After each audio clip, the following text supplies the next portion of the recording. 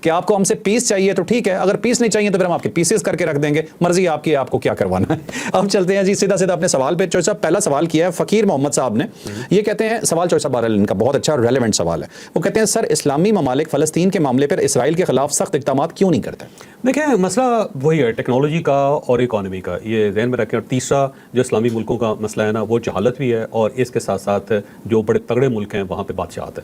تو وہ جو بادشاہت ہوتی ہے نا, وہ ان کی پوری کوشش ہوتی ہے کہ معاملات ان کے کنٹرول میں رہیں. اور اب دنیا کیونکہ گلوبل ولیج بن چکی ہے, تو یو کے یعنی یورپ اور اس کے ساتھ ساتھ یو کے, پھر اس کے ساتھ ساتھ امریکہ, جو بڑی پاورز ہے بگ 20 یا بگ 10 پاورز جو ہیں, ان کے بغیر آپ کی بادشاہت چل نہیں سکتی. تو انہوں نے ہر صورت ان ملکوں کو اپنے ساتھ رکھنا ہوتا ہے. میں فرض کرو کہ میں یو ای کی بات کر لیتا ہوں, تو یو ای کے اندر اگر بادشاہت ہے تو وہ ظاہر ہے امریکہ گارڈ کر رہا ہے اس کو, یا پھر یورپ ان کو گارڈ کر رہا ہے. اگر یورپین یونین ان کے اوپر پابندی لگا دیتی ہے, یا پھر امریکہ اس کے اوپر پابندی لگا دیتا ہے, یا یو این کی طرف سے پابندی لگ جاتی ہے, تو وہاں پہ پھر ہر صورت ان کو الیکشن کروانے پڑیں گے, جو ظاہر ان کو افورڈ نہیں کر سکتے. تو اب اگر انہوں نے بادشاہت قائم رکھنی ہے تو انہوں نے جو بڑی پاورز ہیں ان کو خوش رکھنا ہے. اور بڑی پاور جو ہیں وہ اسرائیل کے ساتھ ہیں. تو اب وہ اسرائیل کے خلاف جا کے بڑی طاقتوں کو اپنے ساتھ نہیں رکھ سکتے. بڑی طاقتیں ان کے ساتھ نہیں رہیں گی تو ہر چیز وہاں پہ تبدیل ہو جائے گی. یہ ایک حقیقت ہے جسے ہمیں ماننا پڑے گا. دوسرا یہ ہے کہ ہمارے جتنے بھی ملک ہیں 58 اسلامی ملک ہیں, ان کے اندر جہالت بہت زیادہ ہے. آپ دیکھ لیں جو دنیا کے ٹاپ 100 یونیورسٹیز ہیں ان کے اندر سوائے ایک یا دو یونیورسٹیوں کے, وہ بھی میرا خیال ہے ملائیشیا کی یونیورسٹی نہیں, وہ بھی ملائیشین یونیورسٹی بھی ٹاپ 500 میں آتی ہیں جا کے. تو وہاں پاکستان کی یا اسلامی ملکوں کی کوئی ایک یونیورسٹی بھی نہیں ہے جو اس لیول پہ آ رہا ہوں. دوسرا سائنسدان دیکھ لیں آپ کہ جو پاکستان بلکہ پوری اسلامی دنیا کے صرف ایک سائنسدان تھے ڈاکٹر عبدالسلام, جنہوں نے فزکس کے اندر کام کیا تھا, اور ان کو فزکس کا نوبل پرائز ملا تھا, اور وہ بھی غیر مسلم ڈکلیئر تھے کیونکہ ظاہر قادیانی تھے, وہ بھی احمدی تھے. تو ان کو بھی پاکستان نے آج تک تسلیم نہیں کیا. تو اس کے علاوہ آپ دیکھ لیں اسلامی دنیا کے اندر کوئی ایسا سائنسدان ہم نے کوئی پیدا کر دیا ہو جس نے کوئی نئی تھیوری دے دی ہو, جس نے کوئی نیا ویپن ہی بنا دیا ہو, جس نے کوئی اسپیس سائنس کے اندر کوئی کمال کر دیا ہو, جس نے فزکس کا جو پرانے تصورات ہیں ان کو تبدیل کر دیا ہو, جس نے کوئی میڈیسن بنا دی ہو, ایسی میڈیسن جس نے دنیا کو ہلا کے رکھ دیا ہو یا تبدیل کر دیا ہو. تو ایک جہالت بہت زیادہ ہے ملکوں کے اندر.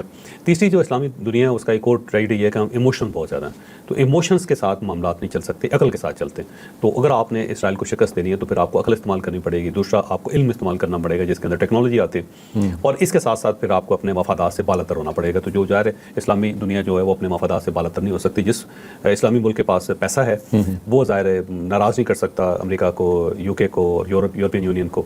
اور جن کے پاس پیسہ نہیں ہے انہوں نے ظاہر ان قوموں کو اپنی طرف لے کے آنا ہے. تو جب آپ ان کے پیچھے دوڑ رہے ہیں تو ان کی فلسفی, ان کی جو سفارتکاری ہے, اس سے آپ ڈیویشن کس طرح کر سکتے ہیں, کس طرح آپ ان سے دور رہ سکتے ہیں. ایک یہ بھی.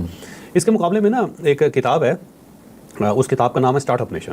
میرا خیال ہے تمام اسلامی دنیا کے اندر اس کی ٹرانسلیشن کروا کے یہ کتاب لازمی پڑھانی چاہیے. اور یہ جو کتاب ہے یہ اسرائیل کی گروتھ پہ ہے, اسرائیل کی ڈیولپمنٹ کے اوپر ہے. وہ اپنے آپ کو کہتے ہیں کہ ہم جی اسٹارٹ اپ نیشن ہیں, کہ ہم نے قوم کو بنایا. تو وہ کتاب اس چیز کے اوپر ہے کہ جیسے یہ سائبر سیکورٹی ہے, انہوں نے کس طرح کریٹ کی سائبر سیکورٹی. الیکٹرک کار سب سے پہلے اسرائیل نے بنائی تھی, اسرائیل کے اندر چلی تھی. تو الیکٹرک کار جو انہوں نے کس طرح ڈیولپ کیے, پھر بڑی بڑی ٹیک جو کمپنیز ہیں ان کو کیسے انہوں نے ڈیولپ کیا. آپ کو پتہ ہے کہ یہ جتنی بھی بڑی ٹیک کمپنیز ہیں نا, ان کی جو ڈیولپمنٹ کے ان کے پروجیکٹس ہیں یا جو ڈیولپمنٹ کے ان کے ڈائریکٹریٹس ہیں وہ سارے اسرائیل کے اندر ہیں. گوگل کا بھی یہاں پہ, ایپل کا بھی, یعنی ان کا بڑے بڑے کسی بھی کمپنی کا آپ دیکھیں گے نا تو آپ یہ جان کے حیران ہی رہ جائیں گے کہ ان کی جو لیبس ہیں وہ ساری کی ساری اسرائیل کے اندر ہیں. تو وہاں پہ وہ ڈیولپ کرتے ہیں. دوسرا اسرائیل جو ہے نا وہ اس کا ایک کمال یہ ہے کہ جب تک وہ آدمی پی ایچ ڈی نہیں کر لیتا اس وقت تک اس کو ان پڑھ سمجھتے ہیں. تو ایک ایسی قوم ہے جس کے اندر پڑھا لکھا ہونے کے لیے آپ کو پی ایچ ڈی کرنی پڑتی ہے. تو آپ ان کی پی ایچ ڈیز دیکھ لیں. پھر سائنس کے اندر جو ان کے نوبل پرائز ہیں آپ وہ ذرا دیکھ لیں کہ کتنے زیادہ ہیں, اور لائن لگی ہوئی ہے. کوئی آپ کیمسٹری اٹھا لیں, فزکس اٹھا لیں, آپ اس کے ساتھ ساتھ بایولوجی اٹھا لیں, آپ نباتات کو اٹھا لیں, کسی چیز کو بھی آپ اٹھا لیں سائنس کی جو ہے, تو آپ کو پتہ چلے گا کہ وہاں پہ تو 100-150 نوبل پرائز انہوں نے لیے ہوئے ہیں. تو ہم اس کے مقابلے میں یہ پروپیگنڈا کرتے ہیں کہ دیکھیں جی وہ ان کے اپنے نوبل پرائز خود ہی کو دیے جا رہے ہیں. بھائی وہ ڈاکٹر عبدالسلام بھی تھا, اور بھی بہت سارے لوگ تھے دنیا میں جو یہودی نہیں تھے, کرسچنز ہیں, انڈینس ہیں, انڈینس کو انہوں نے وہاں پہ بھی ہے, انہوں نے نوبل پرائز لیے ہوئے ہیں. اس کے علاوہ چائنیز ہیں, ان کو بھی دیکھ لیں تو وہ بھی تو یہودی نہیں ہے نا جی, ان کو بھی تو مل رہے ہیں. تو ایک بڑا جو فنامنا اسلامی دنیا کا وہ یہ ہے کہ ہم ان کو کمپیٹ نہیں کر پا رہے. مثال دیکھیں 1 کروڑ آبادی ہے اس کی, تو جو اس نے پوری دنیا کو آگے لگایا ہوا ہے. تو اس کا فائنینشیل سیکٹر میں کتنے وہ آگے ہیں, پورا دنیا کا فائنینشیل سیکٹر, فائنینشیل نروز جو ان کے کنٹرول میں ہیں. تو ہمیں کس نے روکا ہے کہ ہم سائنس کے اندر ترقی نہ کریں, ہم اپنے علم میں اضافہ نہ کریں, یا کس نے روکا ہے کہ ہم اپنے جو ہے فائنینشیل سیکٹر ہے دنیا کا اس کو اپنے کنٹرول میں نہ کریں.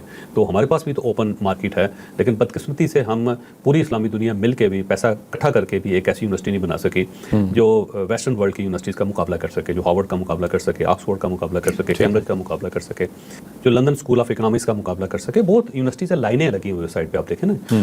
تو مجھے لگتا ہے یہ ہے کہ جو کمزوری ہے نا عالم اسلام کی, نفسیاتی کمزوری, پھر ان کی ذہنی کمزوری, پھر جذبے کی کمزوری, اس نے اسرائیل کو بہت مضبوط کیا ہوا ہے. یعنی کم از کم ہم ایک آواز ہو کے آواز تو دے سکتے ہیں 58 اسلامی ملک, لیکن ہماری ایک آواز بھی نہیں. مذمت سے بڑھ کے کچھ نہیں ہو رہا. OIC بھی ہم نے بنائی ہے, تو اس نے بھی بالکل جب غزہ برباد ہو رہا تھا تو OIC کے پہلے میٹنگز ہی نہیں ہو رہی تھی, پھر میٹنگز بھی ہوئی تو انہوں نے مذمت کر دی, مذمت کرنے کے بعد چپ کر کے بیٹھ کے.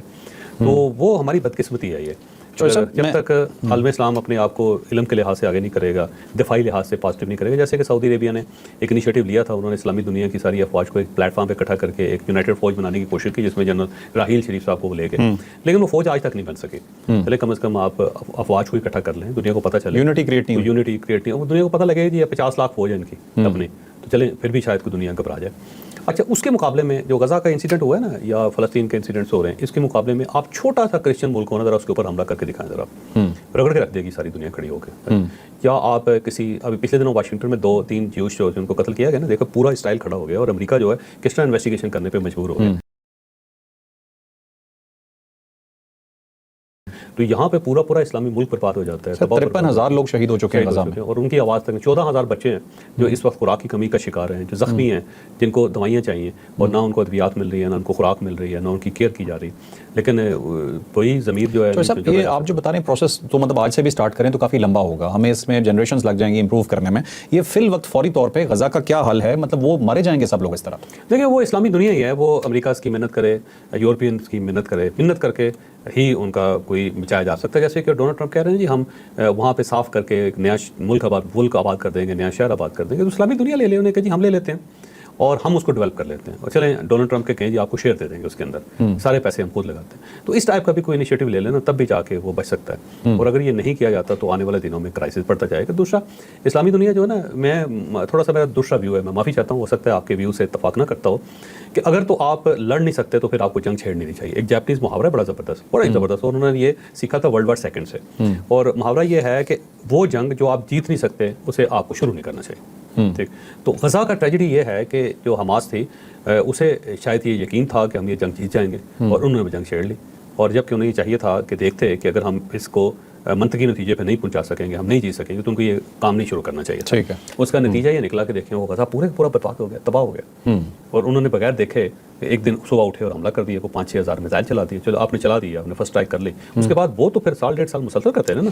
سر بس اللہ ان کی مدد کرے چوہے صاحب. اور اس میں ایک شاید بات مجھے خیال آیا, شاید آپ کے دل میں بھی یہ بات آئی ہو, کہتے ہیں جی کہ فوج پہ اتنا خرچہ ہو رہا ہے, فوج کیوں رکھی ہوئی ہے, اور فوج کو بہت کچھ کہا جاتا تھا. خدا نہ خواستہ ہمارے پاس آج فوج نہ ہوتی تو یہی اسرائیل کیا انڈیا کے ساتھ مل کے پاکستان کے خلاف نہیں لڑ رہا؟ بہت لڑ رہا تھا, پوری دنیا اب تک برابر کر چکی ہوتی. صرف مودی کافی تھا ہمارے لیے, انڈیا کافی تھا. انڈیا نے تو آج سے 20-25-30 سال پہلے ہمیں پیس کے رکھ دینا تھا. یہ دیکھیں, میں بار بار ایک چیز کہتا ہوں, اور میرا آج بھی یہی بلیو ہے کہ یہ ملک فوج کے بغیر بچ نہیں سکتا, اور جمہوریت کے بغیر چل نہیں سکتا. تو جتنی انویسٹمنٹ ہم نے فوج پہ کی ہے نا, اتنی انویسٹمنٹ ہمیں جمہوریت پہ بھی کرنی چاہیے.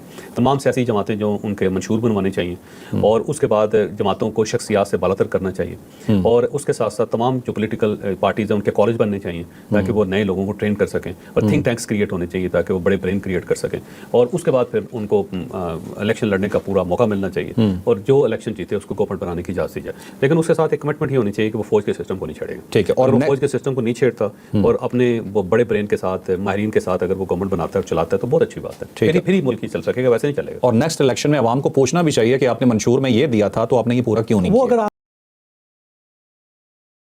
آپ پارٹیز کو ڈیولپ کریں گے نا, پھر ہی ہو سکے گا. آپ دیکھیں نا, پارٹی کیا ہے کہ ایک پارٹی ہوتی ہے, ایک شخصی پارٹی ہے. میاں نواز شریف صاحب فیصلہ کریں گے, آصف علی زرداری صاحب فیصلہ کریں گے, مولانا فضل الرحمان صاحب فیصلہ کریں گے. بھائی ایک آدمی فیصلہ کیسے کر سکتا ہے؟ تو آپ کے پاس دوسرا امریکہ کا سسٹم دیکھیں کہ ایک پارٹی ہے نا وہ اقتدار میں ہے, تو دوسری پارٹی ہے نا وہ اقتدار میں نہیں ہے, لیکن اس نے اپنے پیرلل ایک شیڈو گورنمنٹ بنائی ہوئی ہے. ان کو پتا ہے کہ اگر ہماری گورنمنٹ آ گئی تو ہمارا وزیر خزانہ کون ہوگا, وزیر خارجہ کون ہوگا, فلاں کون ہوگا, فلاں کون ہوگا, فلاں کیا ہوگا, اور ان کو وہ پراپر ڈیولپ کر رہے ہیں. یو کے اندر آپ دیکھ لیں کہ شیڈو گورنمنٹ ہوتی ہے, ایک پارٹی کی گورنمنٹ ہے, اور اس کے ساتھ دوسری شیڈو گورنمنٹ بنائی ہوئی اپوزیشن نے, اور وہ اپنے بندوں کو ٹرین کر رہی ہے ان منسٹرز کے ساتھ جو کام کر رہے ہیں. جو ہی ان کی گورنمنٹ بنے گی تو وہ اسی وقت سب کو پتا ہے کہ کس نے منسٹر بننا ہے, اور وہ پہلے سے تیار ہوگا.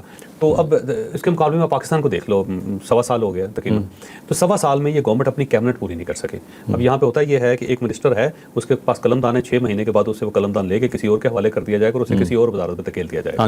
تو پہلے اس کا مطلب یہ ہوا کہ نون لیگ نے کوئی فیصلہ نہیں کیا ہوا تھا کہ جب ہماری گورنمنٹ آئے گی تو کون کون کس وزارت میں ہوگا.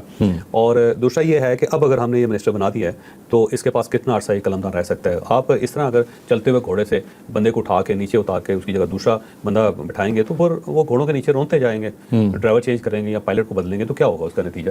تو وہ ہم نے ابھی تک یہ ڈیولپ نہیں کیا. دوسرا کوئی ایسا میکانزم فارمولا نہیں ہے کہ آپ لوگوں کو ٹرین کر سکیں جو پولیٹیکل ورکرز ہیں آپ کے. تو یہی ہے کہ جو بندہ میاں نعرے بجن گے کر کے خوش آمد کر کے آگے آ جاتا ہے وہ سینیٹر بن جاتا ہے, وہ ایم ایل اے بن جاتا ہے, اسپیشل سیٹس بھی ان کو مل جاتی ہیں. جو اور بہت زیادہ خوش